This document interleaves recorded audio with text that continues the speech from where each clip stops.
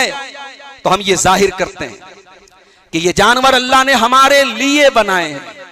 हम इन जानवरों को ज़बह करके अल्लाह का नाम लेकर के इस नेमत पर अल्लाह का शुक्र अदा करते हैं कि अल्लाह हम तेरे हुक्म पर साग सब्जी भी खाते हैं और हम तेरे हुक्म पर इन हलाल जानवरों को भी खाते हैं।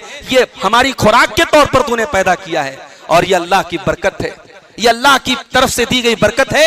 हर साल लाखों करोड़ों की तादाद में कुर्बानी के जानवर ज़बह होते हैं और फिर पैदा होते हैं, फिर उनकी तिजारत होती है, पालने वाले उनको पालते हैं। कोई कमी नहीं, अल्हम्दुलिल्लाह कोई कमी नहीं हो रही है। ये बरकत नहीं तो और क्या है, ये कुर्बानी की हिकमतें हैं मेरे प्यारे साथी। अब एक सवाल ये पैदा होता है कि कुर्बानी ये क्या है, फर्ज है, वाजिब है, जरूरी है या ना करे तो भी चलेगा, क्या मसला है इसका? तो बाज़ उलमा ये कहते हैं भाई कुर्बानी वाजिब है, जरूरी है, कंपलसरी है, कुर्बानी की ताकत है तो करना ही करना है, बच नहीं सकते। उनकी दलील एक हदीस है, इब्न माजा की हदीस है, सही हदीस। अल्लाह के नबी ने फरमाया मन कान लहू सातुन वलम युदही फला यक़रबन्न मुसल्लाना, जिसके पास ताकत हो और कुर्बानी न करे हमारी ईदगाह के करीब ना आए। ये रिवायत बड़ी मजबूत दलील है उन उलमा की जो कहते हैं कि कुर्बानी वाजिब है। लेकिन उलमा की एक जमात कहती है कि कुर्बानी वाजिब नहीं है, कुर्बानी सुन्नत मुअक्कदा है, सुन्नत है लेकिन बहुत ताकीद है इसकी। उनकी दलील क्या है? उनकी दलील सही मुस्लिम की ये हदीस है, अल्लाह के प्यारे नबी सल्लल्लाहु अलैहि वसल्लम फरमाया इज़ा रअयतुम हिलाल ज़िलहिज्जा, जब तुम में से कोई ज़िलहिज्जा का चांद देखे, व अरादा अन युज़हिया, और वो कुर्बानी करने का इरादा करे, फलयुमसिक अन ज़ुफ्रिही व शारिही, तो अपने बाल और नाखून न काटे। तो वो उलमा कहते हैं अगर कुर्बानी वाजिब होती तो नबी ने ये ना फरमाया होता कि इरादा करे, इरादा या कुर्बानी करना चाहे। भाई कुर्बानी तो करना ही करना अगर वाजिब होती, तो अल्लाह के नबी ने फरमाया जो चांद देखे और कुर्बानी करना चाहे, तो ये चाहे का लफ्ज बता रहा है कि गुंजाइश है। बहरहाल दोनों तरफ के दलाइल को सामने रख करके बहरहाल इतनी बात तो कन्फर्म है कि कुर्बानी की बहुत ताकीद है। अगर हम वाजिब ना भी माने तो ताकीद बहुत है, अगर कुर्बानी की ताकत हो तो जरूर कुर्बानी करना चाहिए। यहां एक बात याद रहे कि कुर्बानी का ज़कात के निसाब से कोई ताल्लुक नहीं है। बाज़ अहले इल्म की जो ये राय है कि जो साहिब निसाब हो, जिसके पास 52.5 तोला चांदी की मालियत हो या 7.5 तोला सोना की मालियत हो, वो वही कुर्बानी करेगा, ऐसा कोई मसला किसी सही हदीस से साबित नहीं। कुर्बानी का जानवर खरीदने की अगर आपके पास इस्तिताअत है तो आप कुर्बानी करें। ज्यादा मजबूत बात यही है कि कुर्बानी करना जो है ये सुन्नत मुअक्कदा है, इसकी बहुत ताकीद आई है। कुर्बानी की चंद शर्तें हैं। पहली शर्त यह है कि कुर्बानी आप जिस जानवर की करें वो बहीमतुल अनाम में से हो। बहीमतुल अनाम चौपाए। अल्लाह ताला ने सूरह हज की आयत नंबर 34 में फरमाया वलिकुल्लि उम्मतिन जअलना मनसका, हर उम्मत में हमने कुर्बानी का हुक्म दिया है, लियज़कुरुस्मल्लाहि अला मा रज़क़हुम मिन बहीमतिल अनाम, ताकि लोग उन जानवरों के ऊपर अल्लाह का नाम ले जो हलाल जानवर, जो चौपाए, जो बहीमतुल अनाम उनको अल्लाह ने दिए हैं। अब यहां बहीमतुल अनाम का जिक्र है। ये बहीमतुल अनाम कौन है? सूरह अनाम के अंदर अल्लाह ताला ने वाज़े कर दिया कि 8 जानवर हैं, गाय बैल, बकरा बकरी, भेड़ा भेड़ी, ऊंट ऊंटनी, ये 8 जानवर हैं जो बहीमतुल अनाम हैं। तो कुर्बानी का जानवर इन 8 जानवरों में से होना चाहिए। दूसरी शर्त यह है कि कुर्बानी का जानवर मुसिन्ना होना चाहिए। अल्लाह के नबी फरमाते हैं ला तस्बहू इल्ला मुसिन्नतन, कुर्बानी मुसिन्ना जानवर की करो। मुसिन्ना किसको कहते हैं? जिस जानवर ने दूध के दांत तोड़ दिए हो और 2 दांत उसको निकल आए हो। ये ऐसा स्टैंडर्ड बताया अल्लाह के नबी ने कि ये पूछने की जरूरत ही नहीं कि जानवर कितने साल का है। ये सवाल भी अक्सर आता है कि अगर जानवर घर का पला हो और 1 साल का हो चुका हो और मोटा ताजा हो और दांत ना निकला हो, भाई घर का पला हो चाहे बाहर का पला हो, अल्लाह के रसूल ने पहचान ऐसी बताई है जो यानी पूरी दुनिया में और किसी भी जमाने में जिसको स्टैंडर्ड बनाया जा सकता है, मेयार बनाया जा सकता है कि जानवर का दता होना जरूरी है। हाँ, भेड़ा जो है, भेड़े के अंदर गुंजाइश है। अल्लाह के नबी ने फरमाया कि उसके अंदर उदंत भी चल जाएगा। उसको मुसिन्ना के पहले की जो उम्र होती है उसको अरबी में जज़ा बोलते हैं, तो भेड़ का जज़ा भी काफी हो जाएगा, उसमें कोई हरज की बात नहीं है। इसी तरीके से कुर्बानी का जो जानवर है उसमें एक शर्त यह भी है कि वो ऐब से पाक हो, कोई ऐसा ऐब ना हो जो बिल्कुल वाज़े है।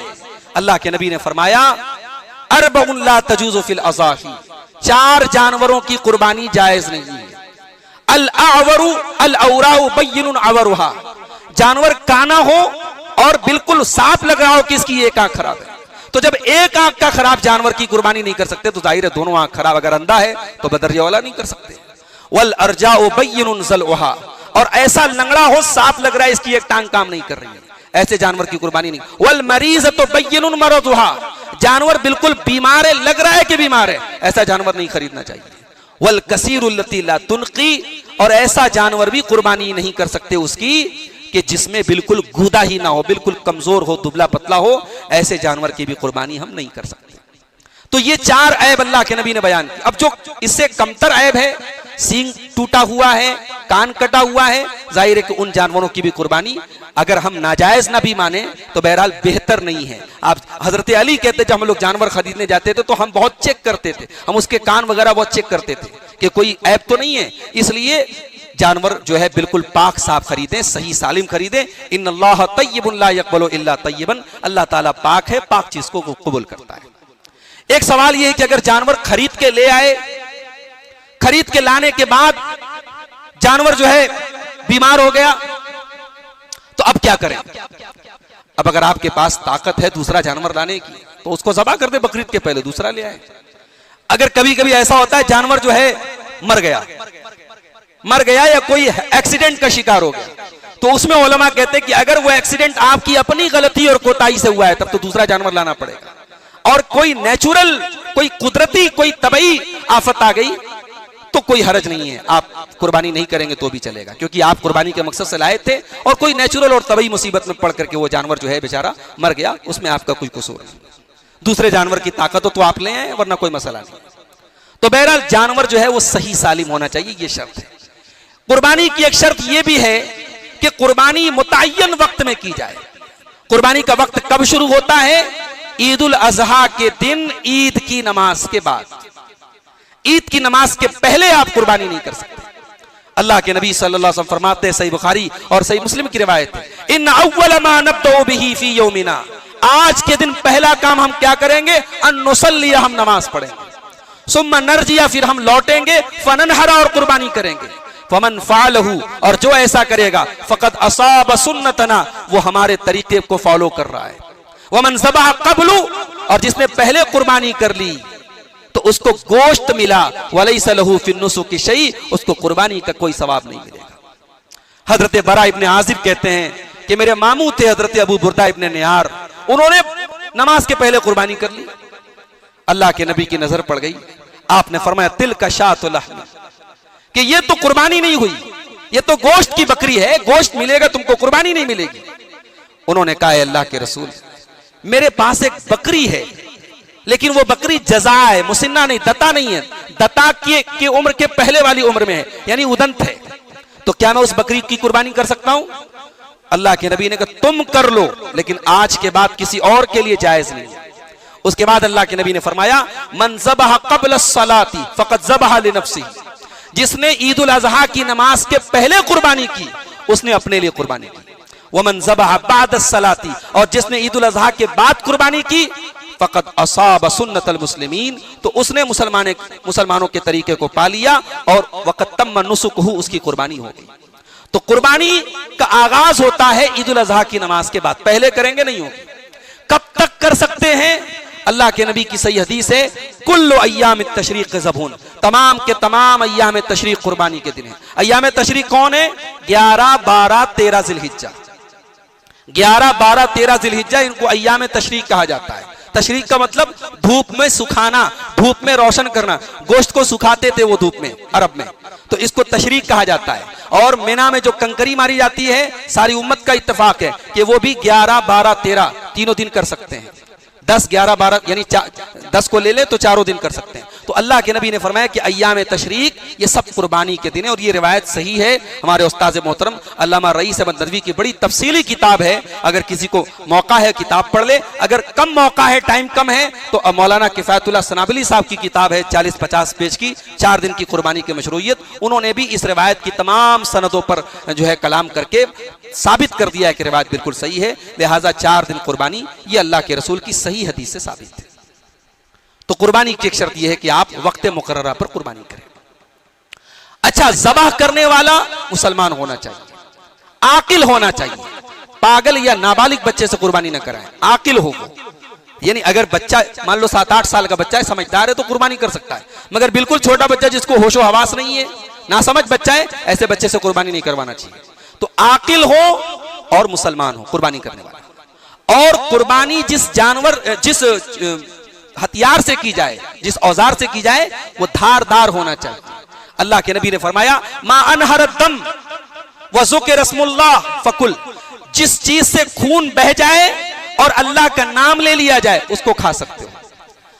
उसके बाद अल्लाह के नबी ने फरमाया कि दांत और नाखून के जरिए ज़बा मत करो। बाज़ जानवरों के दांत और बाज़ जानवरों के नाखून भी नोकीले होते हैं, धारदार होते हैं, मगर अल्लाह के नबी ने फरमाया किसी जानवर के दांत से या किसी जानवर के नाखून से कुर्बानी नहीं कर सकते, ज़बा नहीं कर सकते। क्यों?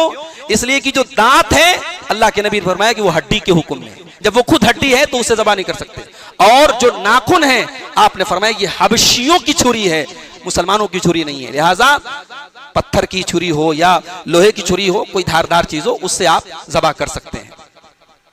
अच्छा, ज़बा जब करेंगे तो उसमें 4 रगें होती हैं, 2 मोटी रगें होती हैं और एक खाने की और एक सांस की जो है छोटी नालियां होती हैं। तो ये 4 रगों में से कम 3 कटनी चाहिए। फौरन ज़बा करने के फौरन बाद जो है पूरी गर्दन को अलग कर देना ये सही नहीं है। वो 4 रगों को काटने के बाद थोड़ी देर तक छोड़ दिया जाए ताकि जो फासिद खून है वो बाहर बह जाए। बाज लोगों को ये लगता है कि भाई ये जो ज़बा का इस्लामी तरीका है ये बड़ा जालिमाना तरीका है, ये मेडिकली प्रूफ्ड है, ये साइंटिफिकली प्रूफ्ड है कि ये तरीका सबसे बेहतर तरीका है, जिसमें जानवर को सबसे कम तकलीफ होती है। और जो झटके वाला तरीका है ना, जो पीछे से मारते हैं, उसमें ज्यादा तकलीफ होती है जानवर को।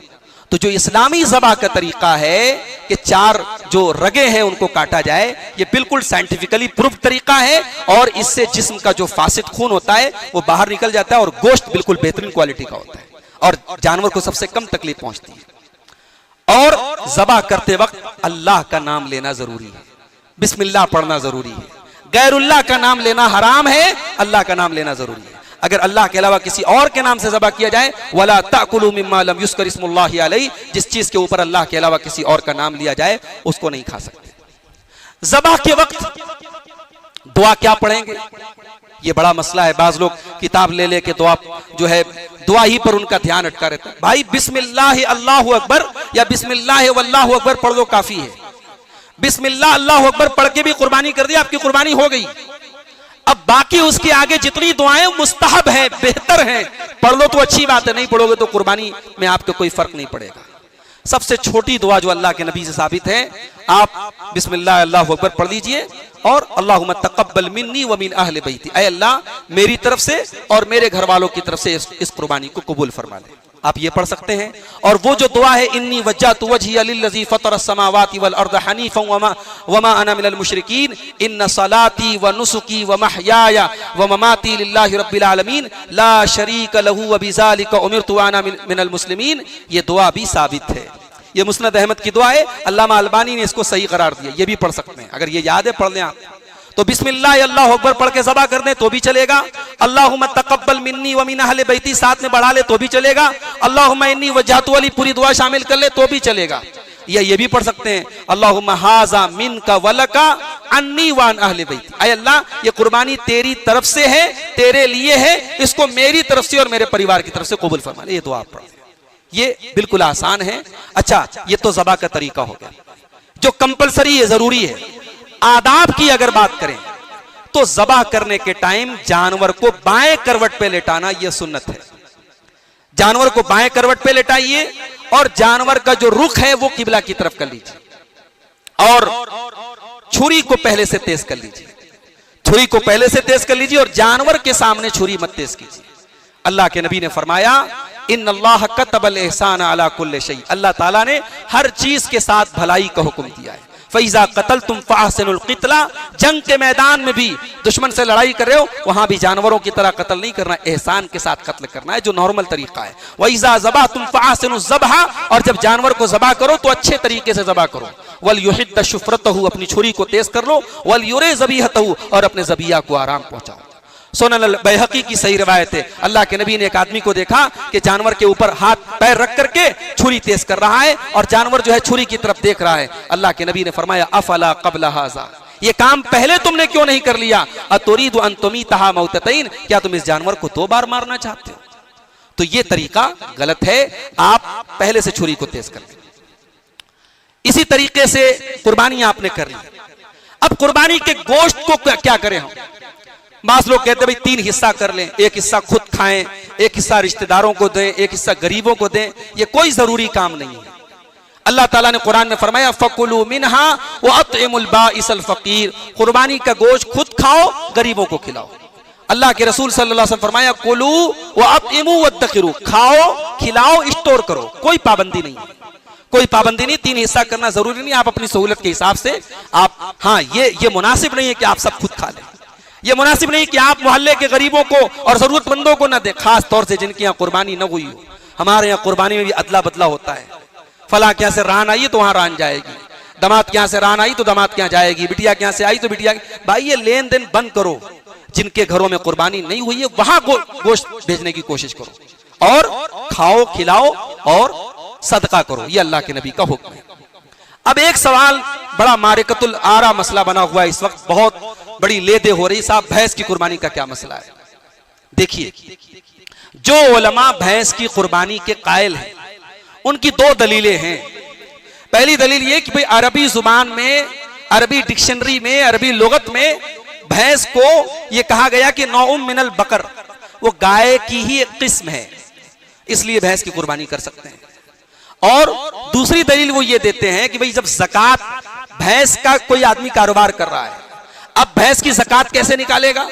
नबी के दौर में तो भैंस होती नहीं थी, तो ज़कात निकालने में वो गाय का एतबार करेगा, जैसे गाय की ज़कात निकाली जाती है वैसे भैंस की ज़कात निकालेगा। तो ये वो कहते हैं जब ज़कात में आप गाय के ऊपर उसको क़ियास कर रहे थे तो कुर्बानी में आप क्यों नहीं क़ियास कर सकते?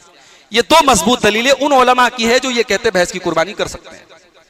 लेकिन दूसरी तरफ उलमा की एक जमात ये कहती है कि कुर्बानी एक इबादत है और इबादत जो होती है शरीयत में तौकीफी होती है। तौकीफी का मतलब जहां शरीयत ने जितना कहा उतना ही करना है, उसमें दिमाग नहीं लगाना है। तो जब कुर्बानी के 8 जानवरों का जिक्र है तो 9वां जानवर हम नहीं कर सकते। नबी के जमाने में हलाल जानवर बहुत सारे थे, आप तो यहां भैंस को कह रहे हैं कि वो गाय की एक किस्म है। नबी के जमाने में नील गाय पाई जाती थी और नील गाय को अरबी में कहते हैं अल बकरुल वाशी, उसके नाम में बकर दाखिल है, उसको लुगत में जाने की जरूरत नहीं। अल बकरुल वाशी, नील गाय को बकर कहा गया है, मगर नील गाय की कुर्बानी नहीं कर सकते। नबी के दौर में थी लेकिन कुर्बानी नहीं है उसकी, नबी के दौर में हिरन थी लेकिन कुर्बानी नहीं है। तो हलाल जानवर तो बहुत सारे हैं लेकिन कुर्बानी मखसूस जानवरों की करना है। तो ये उन उलमा की राय है जो ये कहते हैं भाई कुर्बानी भैंस की नहीं करना चाहिए। उनका ये कहना है कि ज़कात में चूंकि पैसा देना है वहां एहतियात का तकाजा ये है कि हम भैंस की ज़कात दें, लेकिन कुर्बानी में चूंकि कुर्बानी उन्हीं जानवरों की करना है जिनका जिक्र है कुरान और सुन्नत में, लिहाजा भैंस की कुर्बानी से परहेज करना ज्यादा बेहतर है। तो ये दोनों उलमा इस मामले में बहुत ज्यादा तशद्दुद से काम ना लें। ये कोई ऐसा मसला नहीं जिसमें वाज़े तौर पर कुरान की आयत मौजूद हो और नबी की हदीस मौजूद हो और कोई अगर खिलाफ वर्जी कर दे तो हलाल और हराम का मसला आ जाए, ये ऐसा मसला नहीं। इसलिए जो लोग इस तरीके की जबान इस्तेमाल करते हैं, नाजायज है भैंस की कुर्बानी करना, ये बड़ी जसारत की बात है, बड़ी जुरत की बात है। ऐसे अल्फाज इस्तेमाल आप ज्यादा ये कह सकते हैं बेहतर नहीं है, मुनासिब नहीं है, हम इसको ठीक नहीं समझते, हम बाकी जानवरों को काफी, इस तरीके की ताबीर आप इस्तेमाल करें। नाजायज और हराम कहना और ये कहना कि कुर्बानी नहीं होगी, ये तशद्दुद वाली जुबान है, ये इस्तेमाल नहीं करनी चाहिए। एक सवाल ये भी पैदा होता है कि साहब मैयत की तरफ से कुर्बानी का क्या मसला है? भाई जिंदगी में कुर्बानी करो, भाई मरने के बाद की कुर्बानी की चिंता काहे करते हो? कोई वालिद जिंदा है, वालिद की कदर नहीं, वालिदा जिंदा है, वालिदा की कदर नहीं, इंतकाल हो गया, अब्बा की तरफ से कुर्बानी कर सकते हैं कि नहीं, अम्मा की तरफ से कुर्बानी कर सकते हैं। भाई साहब अम्मा की उतनी खिदमत कर लेते जितने की आप कुर्बानी करना चाहते हैं। तो ये बड़ा मसला है हमारे यहाँ कि मुर्दे की तरफ से कुर्बानी कर सकते हैं कि नहीं। तो याद रखिए, मुर्दे की तरफ से अलग से कुर्बानी का कोई सबूत नहीं मिलता। मुर्दे की तरफ से अलग से आप जानवर खरीद के लाएं, अब्बा के नाम से अम्मा के नाम से उसकी कुर्बानी करें, इसका कोई सही हदीस से सबूत नहीं मिलता। अलबत्ता अपनी कुर्बानी में आप शामिल कर लें। जब एक जानवर की कुर्बानी जब पूरे परिवार की तरफ से हो सकती है और अल्लाह के नबी सल्लल्लाहु अलैहि वसल्लम जो कुर्बानी करते थे उसमें आप अपनी उम्मत के उन लोगों की तरफ से भी कुर्बानी करते थे जिन्होंने कुर्बानी नहीं की, उसमें जिंदा मुर्दा सब शामिल थे। इसलिए आप अपने घर के अपने उन रिश्तेदारों की तरफ से भी कुर्बानी में उनको शामिल कर सकते हैं जो दुनिया से इंतकाल कर चुके हैं। आप मिसाल के तौर पर ये नियत कर ले कि अल्लाह इस कुर्बानी को मेरी तरफ से, मेरे घर वालों की तरफ से और मेरे मरहूम वालिद की तरफ से, मेरी मरहूम वालिदा की तरफ से कबूल फरमा ले। ये नियत आप कर सकते हैं। अलग से मैयत की तरफ से कुर्बानी करना ये ठीक नहीं है। बड़े जानवर में, गाय और ऊंट में 7 लोग हिस्सा ले सकते हैं। अल्लाह के नबी की सही हदीस मौजूद है। हजरत जाबिर रजी अल्लाह ताला ने फरमाते हैं कि नबी के दौर में हम लोग गाय और ऊंट में 7 लोग हिस्सा लेते थे। हजरत अब्दुल्लाह इब्न अब्बास कहते हैं कि हम नबी के दौर में गाय में 7 और ऊंट में 10 लोग हिस्सा लेते थे। तो इस तरीके से बड़े जानवर में हिस्सा लिया जा सकता है। लेकिन छोटा जानवर जो है वो एक फैमिली की तरफ से काफी है। अगर मान लो एक घर में 4 परिवार है, चारों की चूल्ही अलग अलग, चारों का किचन अलग अलग है, तो वो 4 परिवार माना जाएगा। लेकिन अगर 70 लोगों का परिवार है लेकिन एक साथ रहता है तो वो एक फैमिली माना जाएगा। और अगर वो चाहें तो एक जानवर की कुर्बानी वो कर सकते हैं, काफी है। हजरत अबू अय्यूब अंसारी से पूछा गया कि नबी अकरम के दौर में कुर्बानी कैसी होती थी, तो उन्होंने फरमाया कान रजुल फी अहदिन नबी सल्लल्लाहु अलैहि वसल्लम युज़ही बिश्शाति अन्हु व अन अहले बैतिही। अल्लाह के नबी सल्लल्लाहु अलैहि वसल्लम के दौर में एक आदमी एक बकरी की कुर्बानी अपनी तरफ से और अपने घर वालों की तरफ से कर लेता था। फयाकुलून व युतइमून, खुद भी खाते थे, दूसरों को भी खिलाते थे। तो ये बिल्कुल वाज़ेह दलील है कि एक जानवर की कुर्बानी तमाम घर वालों की तरफ से काफी हो जाएगी। इसी तरीके से एक बात यह भी याद रखें कि कुर्बानी के गोश्त में से आप कस्साब को उजरत नहीं दे सकते। हजरत अली कहते हैं कि अल्लाह के नबी ने मुझे मना किया कि मैं कसाई को उजरत के तौर पर गोश्त में से कुछ न दूं। आप तोहफे के तौर पर उसे गोश्त दे दे अलग बात है, लेकिन उसकी उजरत आप गोश्त में से नहीं दे सकते। इसी तरीके से कुर्बानी की खाल से फायदा नहीं उठा सकते, ना तो उसकी कीमत से फायदा उठा सकते हैं ना उसकी खाल को इस्तेमाल कर सकते। उसे सदका कर देना है, या तो खाल ही सदका कर दीजिए या खाल बेच करके उसकी कीमत सदका कर दीजिए। कुर्बानी की खाल का अपनी जात पर आप इस्तेमाल नहीं करेंगे। कुर्बानी का जानवर अगर खस्सी है तो उसमें कोई ऐब नहीं है। खस्सी जानवर की कुर्बानी अल्लाह के नबी से साबित है, बल्कि बेहतर होता है। और तजर्बा और मुशाहदा भी बताता है कि खस्सी जानवर का गोश्त है वो ज्यादा उम्दा और लजीज होता है, इसलिए उसमें कोई हरज की बात नहीं है। अल्लाह के प्यारे नबी सल्लल्लाहु अलैहि वसल्लम जब मदीना आए तो मदीना आने के बाद आप हर साल कुर्बानी करते थे, इसलिए कुर्बानी करना चाहिए। कुर्बानी की फजीलत में कोई सही हदीस नहीं है, यह भी बड़ी अजीब बात है। कुर्बानी की फजीलत में अलग से कोई सही हदीस मौजूद नहीं है, मगर कुरान में अल्लाह ने कुर्बानी का हुक्म दिया और नबी हर साल कुर्बानी करते थे। इतना काफी है कुर्बानी की फजीलत के लिए। हमें और आपको भी कुर्बानी करना चाहिए। और जब आप कुर्बानी करें तो अपने गरीब रिश्तेदारों को, खास तौर से जो आपके रिश्तेदारों में, आपके खानदान में जो जरूरतमंद हो, उनका हक आपके ऊपर ज्यादा है। अल्लाह के नबी ने फरमाया कि अपने रिश्तेदार पर जब आप सदका करेंगे आपको डबल सवाब मिलेगा। एक सदका का सवाब मिलेगा, एक सिला रहमी का सवाब मिलेगा। हमारे यहाँ कुर्बानी को एक शो ऑफ की चीज भी बना दिया गया। इंसान के पास ताकत हो चाहे ना हो, अगर वो हर साल 5 बकरा लाता था तो वो लाएगा कहीं से इंतजाम करके। शो ऑफ मत कीजिए, कुर्बानी को नुमाइश का जरिया मत बनाइए मेरे भाई। बास जगहों पर देखा कि साहब 786 लिखा है बकरे के ऊपर और उसकी कीमत लाखों में पहुंच गई, अल्लाह लिखा है। ये सब बड़ी आसान टेक्निक है। जानवर के जिस्म पर अल्लाह या मोहम्मद या चांद तारा बना लेना या 786 लिखना, सब बहुत पुराना फार्मूला है। इसकी बुनियाद पर जानवरों की कीमत लाखों में पहुंच रही है, तो ये हिमाकत है, ये हिमाकत है मेरे भाई। और ये यकीनन फजूल खर्ची है। आप नॉर्मल अपनी ताकत के मुताबिक जानवर लाएं और रियाकारी से बचें। और कोशिश करें कि उन इलाकों में जहां कुर्बानी नहीं हो रही है वहां पर भी आप कुछ जानवर भेज दें। एक तो ये कि भाई आप अपने घर कुर्बानी करके गोश्त बांट रहे हैं, और कुछ इलाके अगर बनारस में ऐसे जहां गुर्बत बहुत ज्यादा है, कुछ जानवर आप खरीद करके वहां कुर्बानी करवा दीजिए। इंशाल्लाह वो भी आपके लिए एक बड़े अजर व सवाब का बाइस होगा। इसी तरीके से कुर्बानी के ताल्लुक से एक बात यह भी याद रखें कि कुर्बानी ये इसके अंदर जो है तौहीद बहुत जरूरी है। कुर्बानी की शराइत में से एक शर्त यह है, कुर्बानी का सबसे बड़ा सबक यह है कि हम अल्लाह के लिए करते हैं। इसलिए कुर्बानी में किसी और अल्लाह के अलावा किसी वली, किसी नबी, किसी पीर को खुश करने, बाज लोगों को देखा कि साहब वो अल्लाह के नबी की तरफ से कुर्बानी कर रहे हैं, अल्लाह के नबी की तरफ से कुर्बानी कर रहे हैं। नबी से सबसे ज्यादा मोहब्बत करते थे साहबे किराम, साहबे किराम ने कभी कुर्बानी नहीं की। नबी की अज़वाज मुत्तहरात नबी के कई बरस बाद तक जिंदा रही, उन्होंने कभी कुर्बानी नहीं की नबी की तरफ से। और आज उम्मत के लोग जो है नबी की तरफ से कुर्बानी कर रहे हैं। अल्लाह के वास्ते ये फजूल काम ना करें, जो सही काम है, जो जायज़ काम है, जो किताब व सुन्नत से साबित काम है, वो काम करें, वही हमारे लिए काफ़ी है।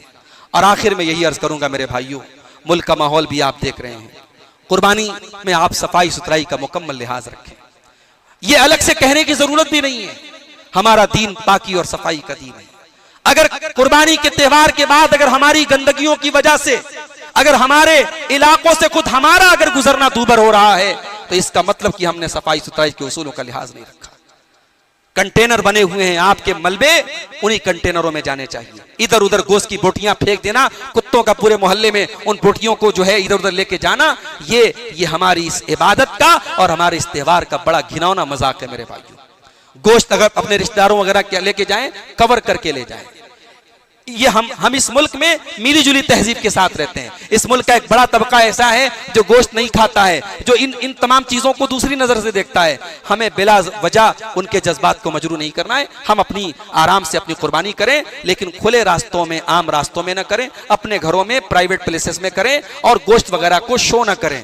बाज लोग कुर्बानी के वीडियो बनाते हैं, सोशल मीडिया पे डालते हैं, ये भी फिलहाल हालात के मुताबिक बिल्कुल ये नादानी की हरकत है। इन तमाम हरकतों से बचें। अल्लाह से दुआ कीजिए रब्बुल आलमीन हमारी कुर्बानियों को कबूल फरमाए, हमें इखलास के साथ कुर्बानी करने की तौफीक अता फरमाए। एक बड़ा जरूरी मसला बयान करना रह गया कि जिसको कुर्बानी करना हो उसके लिए लाजिम और जरूरी है कि वो चांद देखने से लेकर के कुर्बानी करने तक अपने बाल और नाखून न काटे। अब इसमें एक मसला ये पैदा होता है कि मान लो गार्जियन को कुर्बानी करना है, अब उसके बच्चे हैं, घर के और अफराद हैं, क्या सबको बाल और नाखून नहीं काटना है? तो देखो, जरूरी तो सिर्फ गार्जियन के लिए है, बाकी लोगों के लिए मुस्तहब और बेहतर है कि वो अपने बाल और नाखून ना काटे। जिसकी तरफ से जो मेन कुर्बानी करने वाला है उसको, उसके लिए तो लाजिम है कि वो अपने बाल और नाखून ना काटे, बाकी घर के अफराद भी बाल और नाखून ना काटे तो बेहतर है।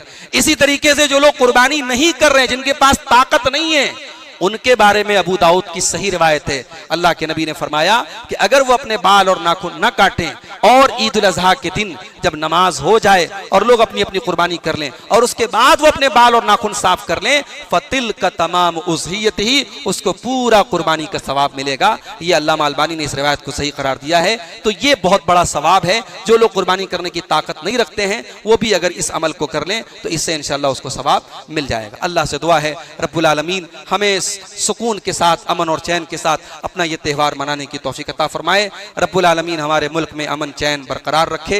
रब्बुल आलमीन हमारे कारोबार में, हमारे रिस्क में बरकत अता फरमाए। जो हम में से बीमार हैं अल्लाह उनको शिफाए कामिल आजिल अता फरमाए। अल्लाह रब्बुल आलमीन हमें हर इबादत को अपने नबी के तरीके पर अंजाम देने की तौफीक अता फरमाए। बिदात व खुराफात से बचाए, शिरकिया कामों से बचाए, जब तक दुनिया में जिंदा रखे, इस्लाम पर जिंदा रखे और हम सबका खातिमा ईमान पर हो।